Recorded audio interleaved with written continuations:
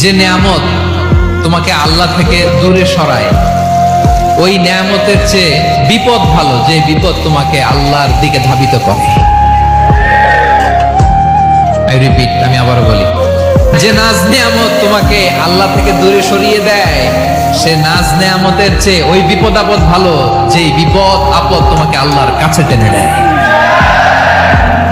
তাহলে বিপদ আপদ আসলে আপনি হতাশ হবেন, আর কখনো দুঃখ করবেন?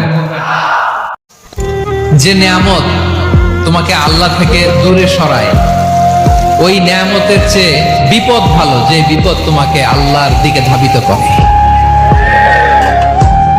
আই রিপিট, আমি আবারও বলি, যে নাজ নিয়ামত তোমাকে আল্লাহ থেকে দূরে সরিয়ে দেয়, সে নাজ নিয়ামতের চেয়ে ওই বিপদ আপদ ভালো, যেই বিপদ আপদ তোমাকে আল্লাহর কাছে টেনে দেয়।